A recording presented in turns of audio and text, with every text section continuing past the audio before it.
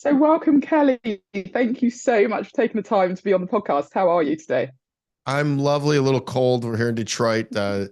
Always a pleasure to be on to talk about the one thing that changed my life. It's an honor to be on the show. I appreciate you reaching out to me and being diligent and following up. No problem at all. Thanks for agreeing. So, for those who may not have come across you, I'm sure a lot of people probably have, but those who may not have done, would you want to give a brief introduction in terms of who you are and how you happen to be on this podcast? Well, I'm not sure how I got so lucky, but everything happens for you, not to you. We had mutual friends, and somebody introduced us. But my journey is probably much like everybody, all your listeners. Is just I was going along, very successful financially. On the surface, everything looked great, and it was until I kept looking in the mirror and not liking who the gentleman that I would see back at me. My face was puffy, my face was blotchy, kept finding myself in situations that just were not becoming of a man that I wanted to be, of a father that I was.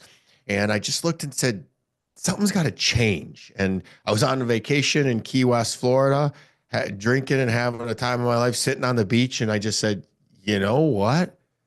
I got to take a break from alcohol. And it was like invigorating and scary all at the same time because my entire existence revolved around being the life of the party, having a blast, being able to drink everybody under the table, and getting back up and being harder than life and actually doing the things that I need to do to get done every day to run a successful company. Or I own a successful IT company called National Technology Management. I'm a father, I'm a philanthropist. Now I'm an author. And I just said, I'm going to take a 90-day break. And all my friends, all my drinking friends said, you're nuts. You're never going to make it. Rah, rah, rah. Crabs in a bucket. And I went 90 days and I said, this is pretty good. I'm going to go another 90 days. And after that was 4th of July. And I'm like, all right, I'm going to drink. And I got on a boat with all my friends and I went to reach for a drink. And I'm just like, I just got this anxiety. And I said, this isn't what I want to do. And I stopped the boat. I was driving and I stopped the boat and I hadn't pulled out yet. And I said, guys, I got to go. And everyone's like, what? Who's going to drive the boat? And I just jumped off and I went and spent the afternoon by myself on the 4th of July. And I realized at that very moment that I didn't want to drink anymore. And I didn't go to a program. I didn't call myself an alcoholic, or I used to joke and say I'm a drunk because alcoholics go to meetings. That's no pun intended, just the things that I'd say to myself. And I started on a journey 6 months into a little alcohol break and said, I'm done. And right at that point, my life got really, really, really hard. And I documented the entire journey in the Harder Than Life book. We are putting the finishing touches on Happier Than Life because when you try to ascend to different levels, you meet different devils and you have to become a different devil slayer. So I had to be one person to just look in the mirror and go, this alcohol isn't working for me. And you gotta remember, I was making a ton of money. I was envied by a lot of people. On the surface, everything was great. It's just deep down, I felt out of alignment. So I had to change everything and it got freaky and it got scary. And that's why people don't change, because it's scary. They'd rather have the familiar misery than the uncomfortable change. And then things just got incredibly better. Now, I wish I could say it was straight rocket ship because it wasn't. Things got really good and then they got really bad during the pandemic. Life was testing me. And, that was probably one of the only times I really thought about drinking. I just passed 6 years. I hate that I did it on New Year's. I quit on New Year's just because it was my New Year's resolution. I said, I'm just going to take 90 days off. And then it stuck for 6 years. Wow. And it's a cheat code, Dupe. It's life has gotten so much better. And what do you know? I don't have the chaos I used to have in my life. I don't have headaches. I don't, that's just my intro. So just let's fire away questions because I can dive into this stuff any which way you want to go. Oh, thank you. I love that. It's amazing, isn't it? Because you think it's just it's a tiny thing, taking alcohol out of your life. It's not really, but you know what I mean. People think that it does can't make that much of a difference, but the way you describe it, it's just contagious because you literally thought I'm going to take 90 days. Then you thought I'm going to drink because you've done that now. I'm going to go out with the boys on the boat. And there was just this thing. And can I ask, had you had any of those nudges or whispers or real thoughts that I need to stop drinking before this? Or was this just all of a sudden you thought, that's it, I want to stop?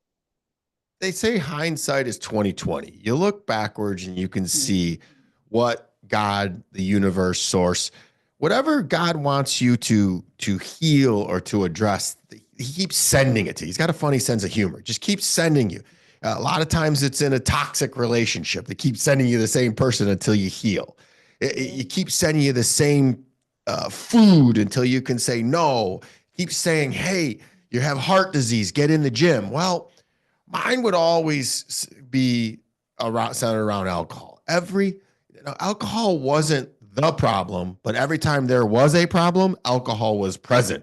So there was definitely a correlation. It may not have been the causation, but definitely a correlation. So uh, I had every time I ever got in trouble with the law, anytime I ever got in trouble with friends, with alcohol was present. So there was when I was 30, I was in Copenhagen, Thailand, and I was at the full moon party, and I didn't care if I lived or died. And I looked at myself and I said, I was 30 years old. I said, something's got to change. Something's got to change, or I'm not going to live. And I waited 13 more years. That's the biggest regret of my life. Most people say, oh, I don't have any regrets. Everything happens when it's supposed to happen.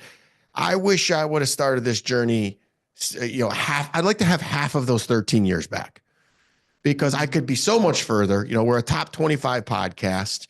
We're working on getting to number one. I could have done this all so much sooner. But again, I wasn't ready. I wasn't ready until I was ready, until I was sick and tired of being sick and tired. And I had to look in the mirror, and most people are looking, oh, I don't have a problem. And I can hear them now. They've turned the dial, or they said, I don't have a problem. I only have one, or I only do it one day a week. I was talking to a gentleman the other day at the gym. He said, I only do it once a quarter. Like, what's the point? He was Superman hungover. And it's like, what's the point? So, yes. And if you don't, you're lying to yourself. So if you go sit down and you're honest with yourself and you look in the mirror and you go, is this out of alignment? And then I should say this, even if you don't, and you're still listening to this, you're sober curious. So I would say, hey, give it a 90-day break like I did. 90 days, and you'll give that, not 1 month, not dry January, not sober October. Dovetail that into 90 days because they say it takes right around 90 days for you to develop it into a habit. So try it for 90 days. And if you don't feel better, I'll give you back all your alcohol money. Yeah, yeah, it's so true. I say the same thing, 90 days. Other people say 100 days. It's between 90 and 100 days. And then you definitely really see the benefits. You definitely know, or you've gone through a few things that make you think, actually, this is probably reduced my stress levels. It's increased my resilience. It's helped me just feel like I've got more energy, more time, and I'm seeing some changes. And obviously, it's dry January now. So people that might be doing dry January, I think we just encourage them to extend that and and see where they go. But what were the main things? Because obviously, as you said, your life was good. Everything was going well. You were making lots of money. You were doing well. People were envious of you. So what would you say the main thing was that changed when you stopped drinking? Well, I always tell people the reason my sobriety journey, and I don't even like to call it sober, my not drinking, because honestly, I don't sit here saying I'm never going to drink again. I never went to AA. I didn't do anything. I don't believe I'm powerless over alcohol. So I'm the anomaly. So I just quit cold turkey with no real help. I just said this. I tell people, and this is the truth. It was a love story for me. I literally kept meeting. I always laugh. You attract what you are.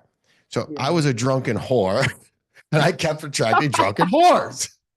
So, I didn't want to be that anymore. So I said, what do I got to do? True story. I was going through a heartbreak. I was in Key West and I was going through a heartbreak, broke up with what I thought was the love of my life. And turns out that as soon as I got sober, she wasn't the love of my life. And that's the wildest thing is when you heal, what you used to find was fun and attractive will disgust you. So you have to do a lot of healing because you have no more crutches. I don't want to say that this is glamorous, but it's worth it. So yeah, it was a love story. And now I'm happy to say many years later, I found someone who she drinks one glass of wine. So even though I don't drink, she drinks one glass of wine here and there, never gets drunk, never out of alignment. And I attract my equal. And it's a true love story come full circle. Now I've launched a big podcast. Like I said, we're top 25 in self-improvement. We've got book number 2 coming out, which will most undoubtedly be an Amazon bestseller, hopefully New York Times bestseller. We've got a massive coaching program where we're helping people get in alignment with alcohol and literally just live their best life. Really, I say to be happier than life. So if you want to be happy, there's a lot of things you got to get rid of in your life. It's this addition through subtraction. And for me, it was alcohol. And people always say, how much were you drinking? And it doesn't matter. It's not helping you. Ask yourself this. What has alcohol ever done for you? I was on a call with my mentor, Dan Martell, yesterday. He's been on the podcast. You can tune in the Heart of Life podcast, listen to Dan and why he quit drinking. And at the end of the day, he said, alcohol is poison. He's like, if you're going to do anything, do anything else other than alcohol. I don't care if you take psilocybin. I don't care if you take mushrooms. I don't care. Same thing. I don't care if you take weed. He said, just don't drink alcohol. It's poison. So, and I always say this one, it's fun. If you need alcohol to have fun, then, or if it has to be, if you need alcohol to make something fun, it probably just ain't fun. Yeah. Yeah. It's But so the famous true. one though, Dupe, is always, oh, I'm a social drinker. I need it to be able to talk and to conversate, to be social. I'm a social drinker. No, you don't. No, you don't. That's your crutch. And that's the story you're telling yourself. And it's an absolute lie because I am more social not drinking than I ever was. Because you know what I did? I would hug you and I would be looking for the bar and I wouldn't be, and nobody cares what's in your drink. I wouldn't be present. And now I come in, I look you right in the face and I'm like, Dupe, tell me all about you. What's going on? Now, when you heal, when you've done the massive healing I've done. Now, what I did is that opened Pandora's box. They're not drinking open Pandora's box for me. I then went on to do massive talk therapy. Then I went to hypnotherapy. Then I went to EMDR therapy. Then I did plant medicine. And I've reached some level of peace. And now we're trying to get the podcast to number 1. So life is a video game. So the first level was be successful. And I call that the first mountain. And then when I said, okay, I'm successful, but I don't like myself, then I tore it all down and went to level 2, which is arguably the hardest one. And then you have to be able to rebuild your life with no masks, no crutches, no coping mechanisms, or no negative coping mechanisms. You have a lot, but there's other ways. Now, don't forget, people tend to trade one for the other. Okay, I quit freaking drinking. I grabbed cannabis, or I grabbed a prescription drug or something else. I did nothing. I do nothing. That's what I wrote my Happier Than Life book about. If people message me, first of all, please, all your listeners, everybody listening to this, follow me on social media, kelly.siegel.71 on Instagram. I'll send you, you message me Dupe, I'll send you a copy of the PDF of Harder Than Life.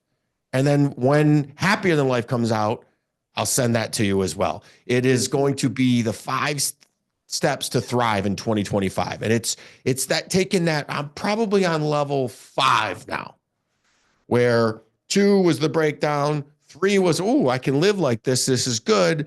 4, I started the podcast, and I would say I'm on level 5 to take it to the next level. You're going to see us everywhere doing everything in 2025.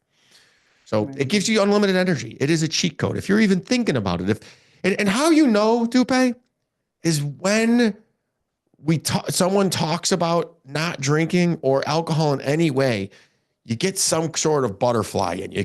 It doesn't have to be a good, it doesn't have to be bad. It's just you feel some kind of something. And you know there's something we need to go down. Yeah. But then it gets scary because you figure out Once you figure out the real reason why you drink, then the work starts. And that's why I did all the other therapy, because that's when people start drinking again. It's like, oh, I was unlovable, or I was not loved as a child. I was abused. The alcohol made me somebody that I wanted to be. Turns out I can be that person without alcohol. Mm. And then you have to heal that trauma. For me, it was the years of abuse from my parents. And I'm not talking just a little bit of abuse. I mean, I was told I was nothing. I was beat. I was stomped on. I was drowned. I was shot at. I was stabbed. It's been everything. And then my parents were both alcoholics. So it was like, this is what you did. You drank until you that one person that just breaks the cycle of abuse, breaks the cycle. And I jumped off the hamster wheel gladly.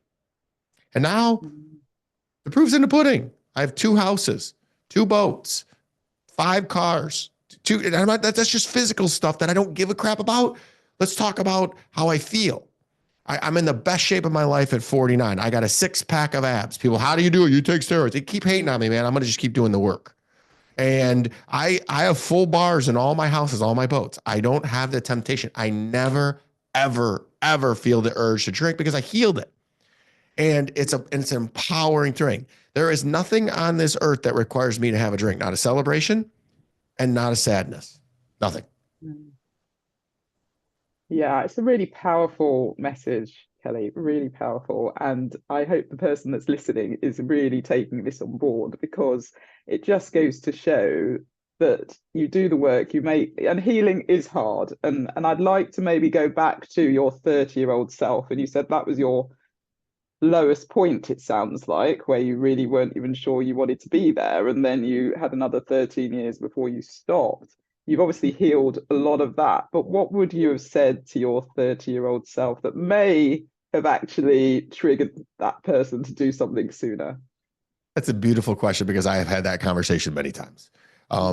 So one of the healing things I had to do was, obviously I lost 13 years. That really wasn't my low point. I was having a blast. I mean, I was in Copenhagen, Thailand. You have to basically get on an airplane for 24 hours. That was a blast. I didn't care. It was pre my daughter. So I didn't care if I lived or died. I said, I'm on a mission from God and I'm going to have a blast. I was partying with Liam Neeson. It was insane. If anybody's never seen the full moon, Google it. Full moon party in Copenhagen, Thailand. Insane. That wasn't my low point. My low point was my 40th birthday party, where I just acted a fool. I was hammered. I was high. And you asked me a specific question. I was going to get to it, but I was kind of going around it. It was, what would I have told my 30-year-old self? Yes. So what would I have told my 30-year-old self? I envision big, muscular Kelly now, putting my arm around big, muscular Kelly then, and say, let me show you what life's going to look like without alcohol. And I would show him all the gains and not measure the gap. So what'd you give up? This is what we gained. And I would tell him I love him, and all the stories that you're telling yourself in your head, the reason why are lies. Thoughts are magical lies. And if you start this now, you'll be able to make a bigger impact on more people, and that it's safe, you're loved, and he's okay. And to do it when he's ready, because he would have said, screw you, I know what I'm doing at 30. I probably could have got him at, I know I could have got him at 40. But I wish somewhere around that 35, 36, I remember having a scotch just because it just became a habit. I'd come home and I'd start cooking dinner, and it was just either my girlfriend at the time or whoever I was, they'd pour me a scotch. It'd be sitting there waiting for me. And I didn't have a little baby scotch. It was a nice big one with a rock ball. And while I was cooking, I'd finish one and I'd have another one at dinner. But, and that became every single day. And that's what happens when people drink. It snowballs. So I would tell them that, show them the difference, and say, you can become that. I love him, and that you could make a massive, significant impact on humanity if you start this now. And that would have scared the hell out of him and made him excited at the same time. And for me, you got to do both. it's gotta be so freaking scary that it's just like, no way. But it's also got to excite me, which that's what being scared does. I was so scared my entire upbringing from my parents. I mean, whenever they came home drunk, it was like, am I going to live or die tonight? And I'm talking, I was 8 years old. This is not, I wasn't old. They finally quit drinking cold turkey when I was 14, and then they just took all their rage out on me. That was I'd rather take the alcohol parents, the drunk parents, than the sober parents who didn't have the internet, the books, the knowledge that we have access to today. I have 5 books that I brought that there's, everybody thinks, oh, AA. That's not the only thing you have. You have me, you have you have YouTube. There's several books. And it was a funny thing, stories that somebody handed me a book from Annie Grace, right at that 6-month mark when I was thinking of drinking again. Somebody hands me, I'm like, oh my goodness, this is a sign from God. And the funny thing about it, it was a bar owner, a friend who owned a bar, said, Kelly, I saw this book and thought of you. Sent it to me. So there are books. If you go listen to my podcast, I've interviewed several alcohol coaches. One of the funniest ones in the world is Colleen Craikman. She's all over freaking what's the TikTok. And she's hilarious. But and the beauty thing about this world is it doesn't have to be a zero-sum game. It doesn't have to be all or nothing. There are, like, Colleen believes as long as you understand why you drink, you could probably still drink, but she says just 1 or 2. Now, you can go into the Huberman studies, Jordan Peterson studies, and realize that it causes cancer. I'm not going to get on a soapbox. All I can tell you is that the biggest thing for me that I didn't even know was going to happen is I've been a avid exercise guy for years, and I had all this inflammation, and I thought it was from working out for 30 years. Well, when I quit drinking, it took a year for all that inflammation to go away, and nothing hurts on me. I'm 49 years old. I lift heavy weights 7 days a week. I'm on this journey right now to work out 500 times in this year. By the way, I don't recommend it. I don't know what I was thinking, but I remember me telling you I needed something scary and hard and fun all at the same time. When I said 500 workouts, I said, that's impossible. Well, impossible says I'm possible right in that word. So I'm on, as we're sitting here today on January 23rd, I'm 39 workouts in already this year. So it is tough, but I love that. It's what's harder than life that allows me to be happy. Yeah, gosh. You've got so much there, Kelly. And, when you talk about just setting these big, audacious goals, really, isn't it? And knowing that you can achieve them, and knowing that alcohol, taking that out, has helped you to do this. 500 workouts. I have to say, people end up stopping drinking and end up doing tough things, hard things. I've run 2 marathons. I wasn't a runner before I stopped drinking 4 years ago. So I hadn't run since school, like 25 years. And it was scary. When I said I was going to do a marathon, I was like, yeah, I don't know if I can do it. But I loved every moment of the first one. I was like, this is incredible. And you're right. Doesn't everything fun need to be a little scary? Everything fun needs to be scary. Absolutely. And then you also doubt yourself, don't you? You think, can I really do this? And then you end up doing it and thinking, well, that's a tick. And it's the levels that you were talking about in terms of going from one to the next. And so whoever's starting on this journey and is maybe about to hit level 2, what 3 tips would you say about sort of breaking down your life and rebuilding it? First of all, I say, don't do it the way I did it. I did it cold turkey and alone. And I hid myself in my house and balled up in a car. So you have help. There's you, there's me, there's AA, there's family, there's friends, the challenge becomes there's also a lot of people that want to keep you doing what you're doing because it's a reflection that they're not ready to level up. So you'll have several people that go, dude, you don't have any problem with that drinking. You just get a little wild, or you can't do that. You have to get rid of all your friends. And then you just open your journal and write their names down and realize you're going to need to distance yourself from them because that's their limiting belief, not yours. So the number one thing is that you're not alone. I would highly suggest if you don't do AA, which I'm not a big fan of, I go to support people when AA, but I find it to be, really people who are struggling and fighting. So that's not the majority of the people. What is it? I read in Mike Hardenbrook's, what's his book's name? It's here's a bunch of books I got. Mike Hardenbrook wrote No Willpower Required. Excuse me. And he said that, I forgot my train of thought where I was going. So by the way, here's all the books. Here's Naked Mind from Andy Grace, No Willpower Required, Unbottled Potential by Amanda Kuda, Mike Diamond, A Dose of Positivity. This guy's story's wild. They've all been on the podcast, a Hard Life podcast. But I was going down a story and I forgot my train of thought. And it was about, he said that there's 10% of people are unfortunately probably a little bit too far gone. My father died of alcoholism and drugs. So he was part of the 10%. And then there's 10% of people that just don't even drink. So it's that middle 80% that we're working on. And half of those are teetering towards going to the bad 10%. So we got to focus on that majority of people. And the majority of people, just want to have fun, and it just gradually gets out of alignment. So what do we tell people? I say get in some therapy. Talk therapy. It's so simple. You can get on BetterHelp. Most health insurance providers do cover this now, just to talk about these thoughts and feelings that are going to come up.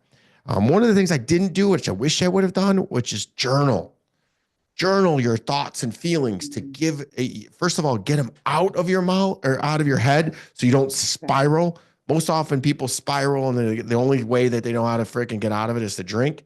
Is get them out of your head and then look for triggers and then take those triggers to your therapist. I dove into working out hard. Anytime I had a craving or a feeling that I didn't understand, I went right to the gym.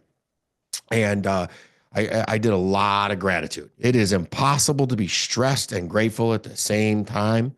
So gratitude, gratitude, gratitude. And then I indulged into my mind hardcore. I became a learn-it-all. I filled all the time that I used to spend drinking and partying with reading and podcasts. So while everybody's going and doing this stuff, you're still going to get invited. I went, and it was one of those negative reinforcements. I'm weird. I see something that I don't like, and it repels me. I don't need to feel. I'm not one of the sheep that needs to follow you into the slaughterhouse. No, I'm good. So I did that, but I wouldn't recommend that. If I can go back and redo this journey, I would have cut off some relationships a lot sooner. I would have cut off places a lot sooner, because most of us don't have the willpower or the coping mechanisms and the healthy habits and rituals to deal with the reasons that why we picked up that alcohol to begin with. If we knew what the reason were, we would remedy it and walk away. It will come out. And it's going to come out in absolute calamity, craziness, and it's going to test you. Because when you make a change like that, life goes, oh, really? We're going to throw the kitchen sink at you. And it did to me about 15 months into my sobriety. Like, it threw more stress at me than I knew what to do with. And, it came in the form of the national pandemic, my business shutting down, my largest customer going out of or leaving us. My daughter got taken away from me. And I looked up at God and go, what are you doing to me? What are you trying to teach me? Because I'm not going to cave. You made me. I'm tougher than anything. I'm harder than life. What are you trying to teach me? And that was the final straw before things started getting really good. Wanted a couple year absolute freaking couldn't lose. I couldn't lose if I was trying for a couple of years. And then now we're kind of going through another thing. I always tell people, if you flatline life, life is going to have its ups and downs and ups. What is that? That's a heartbeat. If we flatline, we're dead. You're just doing the same thing over and over. You're just dead. So you're going to run into some things. Seek help. But it doesn't have to be professional help, but it could be a sober friend. There's so many of us now, by the way. It's absolutely really cool to not drink anymore. And nobody cares what's in your cup. That's the weirdest thing in the world. If you quit drinking water, everybody's like, oh, that sounds cool. But if you say, I quit drinking alcohol, they're like, whoa, what's wrong with you? Are you an alcoholic? Like, I quit taking crack. Oh, good. You should try to do that. But alcohol, you have to explain yourself. It's the only drug you have to justify not taking. It's so true. It really But is. keep in mind, I said this before. It's something like $20 billion is taken in on taxes on alcohol. Mm, I believe if you add in cannabis, it's another 8 billion. So this ain't mm, going away. Guys, it's good. Alcohol is never going away. Even though they're losing money at an alarming pace, it is a mm, small subset of people that are drinking the majority of the alcohol. There's facts. It's actually in that No Willpower Required book. Uh, mm. 80% of the alcohol is consumed by 20% of the drinkers. That's crazy. I was part of that, by the way. Wow. I had a lot of fun. Just think of all the savings that you get. That's. I bought a house in Florida with my alcohol, with the money I used to blow on alcohol. Mm. Yeah, it is amazing, and I think I've got a very similar message to you. It's all about what you're gaining. You're not giving anything up, and I do think the scary fact is that the amount of money the alcohol industry spend on marketing and the the amount of things that we just don't know when or you didn't I didn't know prior to stopping drinking about the impact on health, the way that we've been sort of brainwashed over the years, and they've targeted women specifically over a certain period of time. When I was growing up, that's when they were hammering women in terms of you've got to drink these lady drinks that we're making for you, and you just don't know what you don't know. But once you know, you can't unknow it. And so Yeah, I you can't absolutely unsee agree with it. That's you. all right. Because if you look at the commercials, the most interesting man in the world drinking, is that Corona or Dos Equis? Dos Equis. And it's like it's insane how they glorify it. And you go out and you drink and you make dumb decisions. You call that going and having fun. It's like, no, I don't want to wake up with a stranger. I don't want to Yeah, say things I don't mean. I don't. None of us want that. yeah, I get that you want to be a little bit more social, but just go and try it. It's that scary yeah, thing again. Try it, and just I guarantee you won't regret it. yeah, absolutely. And so I want to pick up on the fact that you said, 15 months in, you were really tested. And so because people talk about the pink cloud and experiencing this amazing thing, maybe 6 months in, and this euphoria. But you're right, we all then seem to get tested, and it's that, will you keep going or will you not keep going? When you were being tested, you obviously shared some really good tools like journaling, gratitude, etc. But when you were going through that time of testing, which inevitably most people will hit at some point during this journey, what would you say was the thing that kept you going?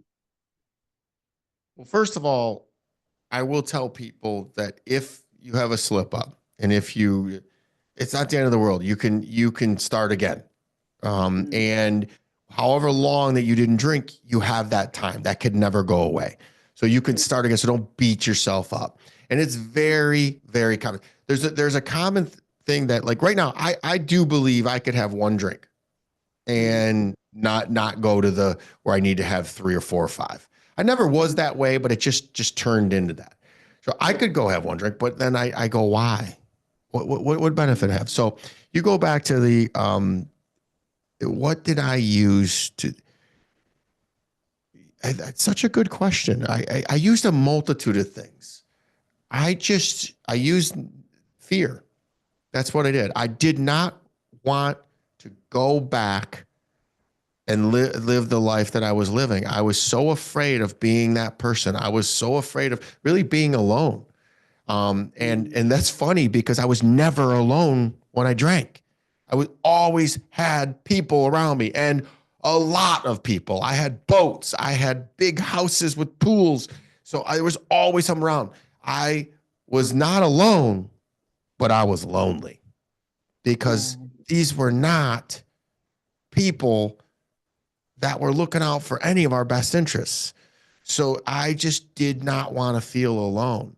Misery loves company, but it hates being alone. So what did I do? I went into the darkness. God said if he wants to hide the secret of happiness, he'd hide it in three places: solitude, stillness, and silence. So that's where I went. Mm, I went right mm, down that, and I was alone, I was silent, and I was still. And boy, did I not like it. So I'm one of those people that's where harder than life came from, because when it gets hard, that's fun to me. So I leaned into it, and I knew it was a test, and I knew if I passed that test, I would get to the next level. And then I will tell you, this is the best part about it. And this happened for me. This doesn't happen for everybody, but it happened for me. And I believe I'm going to do some studies in this, but I believe if you're not a full blown alcoholic, that you reach a point where you do heal what it is and you don't want to drink anymore. That's where I've reached. I just mm, don't. I don't sit around, and I have dear friends that they have to work at it. Like, they have the urge to drink mm, 24 hours a day, 7 days a week, and they have to work at it. And I help them. But I don't. As a matter of fact, if I had one sip of alcohol, I'd probably lose my mind. Because I used to say, "Oh, I love alcohol because it gives me control, makes me better at control. I can handle the situation better." Truth be told, it's the exact opposite. I can handle a situation 1,000 times better sober because I'm not misreading a situation. I'm not mm, saying something that I didn't mean, or going too overboard and hurting people's feelings. There was no mm, filter. They call it no filter for a reason. You just blurb out anything. So what I say to people that think is keep going, and if you did slip up, start over, mm, because sometimes it takes several tries. Ed Milet's dad took, I think he said 6 or 7 tries. I have a dear mm, friend who is a multimillionaire, has a beautiful family. He went to rehab 7 times. So, and eventually it'll stick. If you want it bad enough, it will stick. And that's how everything in mm, this life is. Everything works if you work it, and you cannot beat somebody who never gives up. So just mm, hang in there. And if you're in that point, guys, message me. Message me on Instagram. I watch it all the time. And just say, what can I do right now? That's the biggest thing, is just talk about it. This is what I'm feeling. Truth be told, I had this Monday morning anxiety. I call it anxiety. mhm, I had anxiety and I was hungover. And this morning I had that. I haven't had that mm, feeling in forever. And mm, it's turns out that maybe some of that was it's I have excited anxiety. Like, I'm so excited. I was excited to come on this podcast. I got 3 more podcasts that I'm recording for Harder Than Life today. I got to record some videos, and then I'm jumping on a plane and going to see some people out west to go skiing. I'm excited, but it's a lot that I got to get done. I still got to pack, and I leave this afternoon. So I found myself getting anxiety. What did I do? I'd already journaled. I'd already meditated this morning. I already worked out this morning. So I sat back down and I meditated again. And I said, got it. I'm good. I got this. mm, And I mm, remember who I am. And this is an easy thing. And I'm sorry, I'm going to swear for a second. If you're ever not sure what's going on and you need alignment, just say your name and say fucking, right? Kelly fucking Siegel. That's who I mm, am. That's who you are. You are here for a reason. You're meant to do great things. And when you drink alcohol, it doesn't allow you to be your best self. And wow. again, I happen to have no alcohol. My girlfriend has one or none. And so I'm not one of those people that says you absolutely can't drink it, but there are people that are like that. And just to me, it's if it's a problem, if there's an issue in your life and that's always present, then eliminate it. Try it for 90 days. Mm. Yeah, remember who you are. That is so great. And I really think people have forgotten who they are. People forget who they are, don't they? So, Oh, well, because it's so easy. You're masking, you're numbing and dumbing. yeah, You yeah, know how many yeah. times I would look in the mirror and I remember that like it was yesterday, and it's been years. I remember going to the bathroom, looking at my face and going, who the heck are you? This is Mm, not you. mm, And if you're doing that, I know somebody's nodding, going, oh my God. And every picture that with social media boom was going, and every picture I'd see myself, I would be puffy and blotchy. And mm, it just, who are you, Siegel? mm. Now I know who I am. I'm peaceful in my heart, Yeah, and I am calm, and I have love for everybody. And I'm free in my mind, free to roam about the world. I don't owe anybody anything. I'm not looking over my shoulder. There was so many stupid things that I did when I was drinking, and I always looking over my shoulder. It's just beautiful. It's beautiful. yeah. Yeah, let's talk a bit more about the freedom part because that's a really I I've got a retreat coming up in Bali, the Finding Freedom retreat, and I love the word freedom. For you, what does that mean, being free? Freedom is just being peace. I just said it, peaceful in my heart. It's Mm, being completely in alignment with who I want to be and who I am. mm, Um, but the challenge with me is I'm always trying to I'm moving the goalposts, and I'm trying to be better than I was the day before. So there is some mm, part of me that has to remind myself, hey, everybody in the world would trade you for your problems right now. So your problems are not that bad, and they don't require anything. So I have to have that balance. But the freedom to me is, in your mind, you're always trying to figure out how are you justifying this bad, deviant, less than behavior. And that occupied a lot of energy in my brain. mm, And what happens as soon as you get rid of that, if you don't fill it with positivity, it'll fill right back with negativity. So mm, I do that every single day, and I love my life. I love myself, and that's a lot of what it had to start with was looking in the mirror and realizing that I didn't love myself. People that love themselves aren't drinking to get drunk. That is a choice that makes you. And if I ask anybody in this world, do you love yourself? The first question, oh, of course. And then you go look in their calendar or go look at what their social calendar, what they did the last few days. And you're like, okay, you got hammered here. You didn't show up for work there. You skipped the gym this. You ate McDonald's or some crap here. That is not loving yourself. mm. Look at your choices. Look at your calendar, and I'll tell you if you love yourself. It's not an opinion. It is fact. By looking at someone's calendar, look at their inputs, and then you'll no wonder what their outputs are. Yeah, yeah, so true, so good. So thank you for your generous offer of people getting in touch with you on Instagram to get your book. Can we talk about your book, Harder Than Life? Can you tell us a little bit about it? It is so odd. I reread it over the holiday, and what I'm doing right now is I'm an avid reader now. I used to be a reader, and then I'd party so much it became few and far between, and then now I'm at least a book a week, and I am starting to reread books. And as the podcast grows in rankings, we're getting bigger and bigger guests, and we're getting a lot of authors. And I Mm, just was given a book by John Acuff, Soundtracks, and I'm reading the book, and I'm like, I remember I've read this before. And I go on my library and I look and I see it's way at the top. I actually read it at the pinnacle of me going through the stuff. And I read it again, and I'm a different person now, and it's wild. So, where I mean by this, my favorite book in the whole wide world is The Four Agreements. mm, Be impeccable with your word. Don't make assumptions.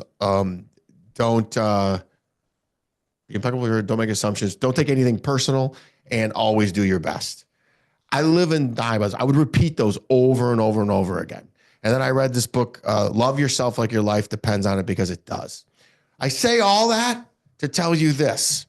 I reread my book. I wrote that during the pandemic. While everybody was out day drinking and having fun, I declared war on myself. And I journaled about it, and I took those journals and I turned it into a book. So I really wrote that in 2020. So we're in 2025. I'm a different person. So that the happier than life book picks up where that left off and goes to the next level. So all I did was say, hey, this is my this is my alcohol journey. This is where I got to. I'm now 15 months into it. I dropped alcohol. And then I said, this is what I'm going to do next. And it picks up from there. And it just tells funny, hilarious stories on how I got to where I was. Now, one day I'm going to have to write a book that says, here's what it could have been without alcohol. Hey, I've had some fun times. I've done some great things. Alcohol did put me in situations that I otherwise wouldn't have been able to be in. But when you go to some of these, I get now invited to massive events. You walk in there, very few people drink, even one. I was with Ed Milet, John Maxwell, John Gordon. None of them drank. And I was dying laughing because I was the first person there and they had a bar in the corner and there were a bunch of people running over. I go, ooh, you're not going to like that. And not a single one of the people that were putting on the event had a drink. I went to this Unstoppable Summit in Dallas. And now that I think about it, they didn't have alcohol there. But there was a bar right downstairs and everybody was down there drinking non-alcoholic beer. So keep in mind too, there's never been more non-alcoholic options. So if you just want to fit in, I am an idiot that I love the taste of alcohol and beer. I do. So I drink non-alcoholic beer. I drink the Heineken Zeros. There's so many different things that are coming out because they're losing market share. The word's out. Dupe's been out here telling everybody, don't drink, don't drink. I've been doing it. People are getting the hint and hearing about it and quitting. So that they have to keep their market share. Bud Anheuser-Busch is a big business. They don't sponsor the Super Bowl with fake money. They have to freaking make money. So they're releasing non-alcoholic options. And then now as cannabis, I don't know what it is in the UK, but here in the United States, it's almost legal everywhere. So people are choosing that more than the alcohol. There's sober bars everywhere now. You can go and and they don't serve alcohol. They sell mocktails, which are fantastic. So the book is fantastic. It's an easy, quick read. It's very graphic. I show about the abuse because that's literally why I drank. My stepfather gave me a beer at 8 or 9 years old, and that was camaraderie to me. And I associated that when I had that alcohol, that was camaraderie and it was safety because he wasn't beating me. As long as I fed him alcohol and I had one with him, again, he was alone. So I was his drinking buddy at a young age. And that sunk something into my subconscious that it took years to get out. And so enjoy the book is great. The new one will be out in about a month. And really you got to kind of read them in order because it tells you why we want to be harder than life. And then and it's fleeting. Everybody, don't chase happiness, chase joy, choice fulfillment. It says right in the Bill of Rights, the pursuit of happiness. It's one of our inalienable rights. So I'm going to pursue the heck out of it. And I give you the platform in the second book, Happier Than Life, of how to do it. It's the daily rituals and routines that I do non-negotiably that keep me with my freedom. Yeah. So, yeah, I'd love to hear. So what are your non-negotiables? They're pretty easy. And if you think about it, it's a lot of people do these and they're not proprietary to me. They're not only to me. I have a lot of people do it. So my daily ritual is the same, everything. I journal every day. I read every day. I meditate every day, work out every day, and I plan every day. Those are the 5 things I do every single day, and gratitude. And then there's a list of things that I absolutely under no circumstances will ever do. And it's be involved in drama. Really, for me, it's not even drama. I don't go places where people are talking about other people. I don't, it's just a place that I don't want to be a part of. That's gossip and that's people that don't love us. I want to talk about doing big things. And so there's a list of non-negotiables that I won't do either. I won't be in situations where I go where I'm celebrated, not where I'm tolerated. So I have a big stand. If the energy is off, I am gone faster than fast. That's the beauty part. If I could give you one benefit of not drinking. You don't have to say goodbye at parties because they don't even So remember. true. Yeah, I so just true. bolt and I'm like, oh yeah, I was there for till midnight. And they're like, oh yeah, yeah. So, but I wish I could say it was all rainbows and unicorns, but people look at you, you don't get invited to as many things. You start feeling like you're an outsider. Good. That means it's working. Mm, Keep going. yeah, yeah. Yeah, and it is amazing how many successful people do not drink. And that again was an eye opener for me when I sort of read about all these people in the personal development space, actors, actresses, all these people that are sort of the upper echelons, so-called celebrities, and none of them drink. And there's a And correlation there, right? There must be. well, you see the ones that are those chaotic, the Charlie Sheens of the world and the Mm, Johnny Depps of the world, and they're the ones that mm, create all the chaos and they drink like crazy. So it's the other way is true too. yeah, But yeah, it was astounding about a little bit into my journey. I did Google. You want to be astounded? Google celebrities that don't drink. It's yeah, wild. it is But wild. but No one I, talks I've about inter it.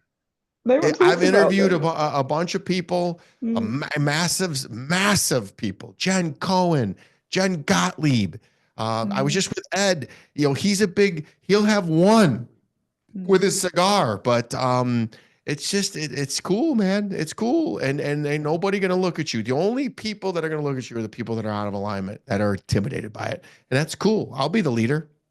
Yeah, yeah, absolutely. And it does, and that's what it's all about, isn't it? Because so many people follow, so many people end up being the followers. And actually, when you stop drinking, you are a leader. That is a leading move there, isn't it? Dupe, I know that you're so we just recently introduced. How old were you when you quit? 40. I Yeah, stopped see, I four was years ago. 43. Yeah, I was yeah, 43. And yeah, and there's a news flash, man. When you hit that 40, yeah, things just don't operate on your body the same way. So figure this out before 40. If you can do yeah. it in your 20s, it's a cheat code. My daughter, the beauty part about it is my daughter, she's 16. All the kids are drinking and experimenting. She has zero desire. And it isn't because Brilliant. I told her not to. She just wants. It's caught, not taught.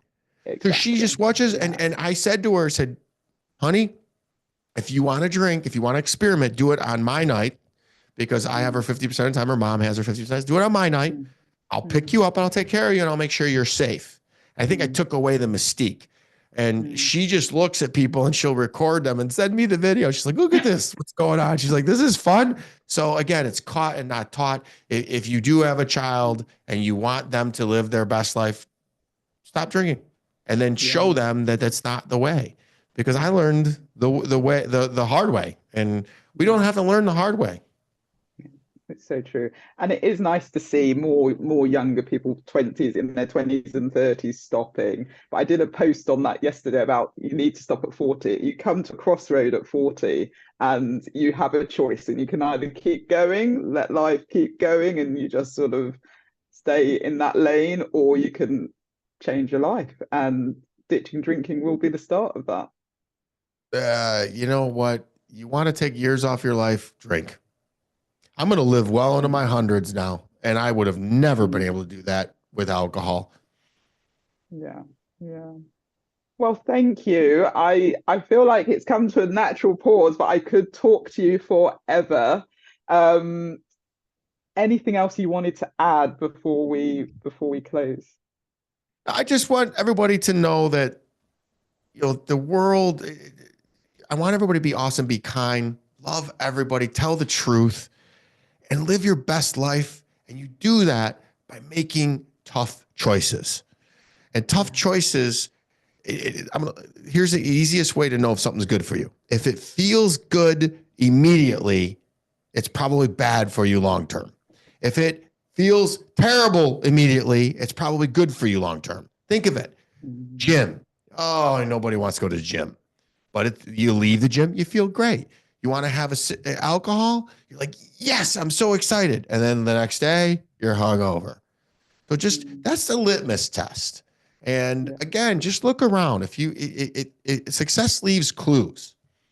Go look Mm, at your mentors, see if they're drinking.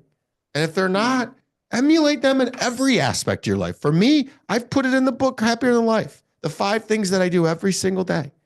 And yeah. it's no joke, no coincidence that I'm living my best life. And it's going to get better and better and better because I'm going to continue raising the bar. Absolutely. Absolutely. Well, keep going and keep inspiring. And I'm looking forward to the new book coming out. So well done, you.